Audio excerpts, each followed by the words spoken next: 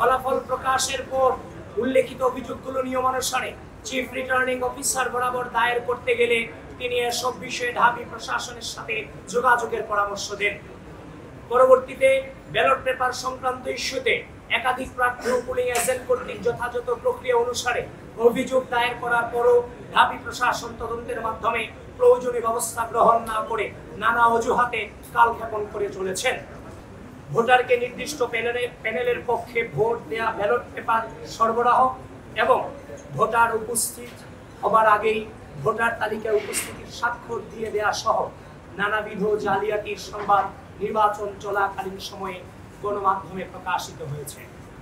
বিভিন্ন কেন্দ্রে ভোটার উপস্থিতি ও ভোট প্রদানের হার অসামঞ্জস্যতা পরিলক্ষিত হওয়ায় বাংলাদেশ জাতীয়তাবাদী ছাত্রদল সমর্থিত প্যানেলের প্রার্থীরা সহ অধিকাংশ প্যানেল এবং একাধিক স্বতন্ত্র প্রার্থী ইতিমধ্যেই ভোটার উপস্থিতির তালিকা এবং ভোট কেন্দ্রের সিসিটিভি ফুটেজ চেয়ে ঢাকা বিশ্ববিদ্যালয় প্রশাসন বরাবর আবেদন করেছেন, কিন্তু ঢাবি প্রশাসন সে বিষয়ে বারবার আশ্বাস দিলেও কার্যকর কোনো পদক্ষেপ গ্রহণ না করে কালক্ষেপণ করে চলেছেন। 2019 সালের সর্বশেষ ডাকসু হল সংসদ নির্বাচনে ব্যালট পেপারে ক্রমিক নং না থাকায় ছাত্রলীগ নীরবে ভোট কারচুপির সুযোগ তৈরি করতে পেরেছিল, কিন্তু দুঃখজনকভাবে এবারের নির্বাচনে ব্যবহৃত ব্যালট পেপারেও কোনো ক্রমিক নম্বর ছিল না।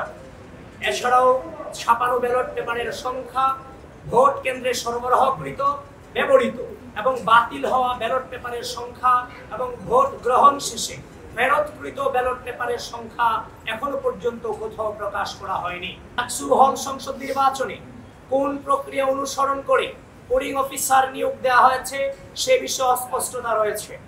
চিফ রিটার্নিং অফিসার কর্তৃক পোলিং অফিসার নিয়োগ করার কথা থাকলেও তাদেরকে ঢাকা বিশ্ববিদ্যালয় প্রশাসন কর্তৃক নিয়োগ দেওয়া হয়েছে বলে তিনি জানিয়েছেন। 10.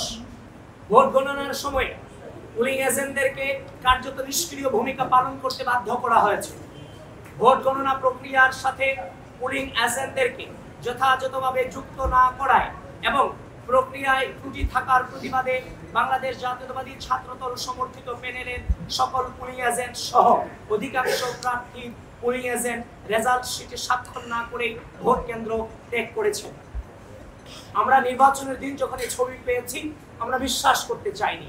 নানান বাস্তবতার কারণে কিংবা ব্যস্ততার কারণে আমরা সেটাকে এড়িয়ে গিয়েছিলাম, কিন্তু পরক্ষণেই যখন দেখতে পেলাম তার নিজ হাতে ছবি তোলা এই যে ব্যালট পেপারের ছবি এবং যে আঙ্গুল দেখছেন সে আঙ্গুলও কিন্তু সেই ছেলেটারই আঙ্গুল, এবং সেখানে আমরা সেই ফোন থেকে আমরা আইফোনে ছবি তোলা, সেখানে 7 সেপ্টেম্বর 2025 রাত 12:57 AM লেখা আছে। সুতরাং এটাকে ভুল প্রমাণিত করার কোনো সুযোগ আমাদের হাতে কিংবা আপনাদের হাতে নেই। সেজন্য এই বিষয়টাতে বিশ্ববিদ্যালয় প্রশাসন কোনোভাবে হালকাভাবে নেওয়ার সুযোগ নেই। বিশ্ববিদ্যালয় প্রশাসনকে এই ব্যাপারে জোরালোভাবে তাদের অবস্থান এই জাতির সামনে এবং বিশ্ববিদ্যালয়ের সামনে তুলে ধরতে হবে। আমাদের যে দায়িত্ব ছিল, আমরা প্রার্থী হিসেবে যে অসংগতিগুলো পেয়েছিলাম, প্রার্থী হিসেবে যেমন আমার দায়িত্ব, ঢাকা বিশ্ববিদ্যালয়ের ভোটার হিসেবে একজন ঢাকা বিশ্ববিদ্যালয়ের শিক্ষার্থীদের একজন ভোটার হিসেবে তারও দায়িত্ব আছে। সুতরাং আমরা প্রার্থীরাই শুধু অভিযোগ করে যাব ব্যাপারটা চাইনি। আমরা চাচ্ছিলাম আমাদের যে অভিযোগগুলো অবশ্যই সেগুলো ঘটেছে, যেহেতু সাধারণ শিক্ষার্থীরা ভোটাররা সেগুলো নিয়ে আওয়াজ তুলবেন। ইতিমধ্যেই বিভিন্ন প্যানেলের প্রার্থীরা এবং ভোটাররা কিন্তু আওয়াজ তুলেছেন। পরের দিন আসার কথা যেটা বলেছেন, এখন আমি যদি কোনো জিনিসে প্রপারলি তদন্ত ছাড়া আপনার সামনে আসি, এটা কি কোনোভাবে আপনিও মেনে নেবেন? আপনি কিন্তু মেনে নেবেন না। আমরা যথাযথ প্রক্রিয়ার মধ্য দিয়ে এটাকে যাচাই বাছাই করার চেষ্টা করেছি। আমরা যে ফোন দিয়ে ছবি তুলেছে সেই ফোনের যিনি তুলেছেন তার কাছে আমরা গিয়েছি। সেখানে গিয়ে সেখানকার ডেট, ফরেনসিক যে তথ্যাদি আমরা সবগুলিকে যাচাই বাছাই করে আমরা নিশ্চিত হয়েছি এই ছবি এবং ওখানে ব্যালট পেপার থাকা নিয়ে কোনো সন্দেহ আর নাই আমাদের মাঝে, এবং কোনো ক্রমিক নম্বর এই ব্যালট পেপারে ছিল না। এবং এই যিনি আছে যে এই ব্যালট পেপার ওইখানে অরক্ষিত অবস্থায় থেকেছে, সেখানে সিসি ফুটেজ আছে, সেগুলোকে আপনারা কালেক্ট করেন। কারণ ক্রমিক নম্বর না থাকায়, ব্যালট পেপার অরক্ষিত অবস্থায় থাকায় ভোটের উপস্থিতি এবং ভোটারদের উপস্থিতি এবং ভোট করার হারের যে অসামঞ্জস্যতা সবকিছু মিলিয়ে অবশ্যই আমরা কারচুপি দৃষ্টান্ত তো অনেকটা দিয়েই দিয়েছি, বাকিটা বের করার দায়িত্ব আপনাদের।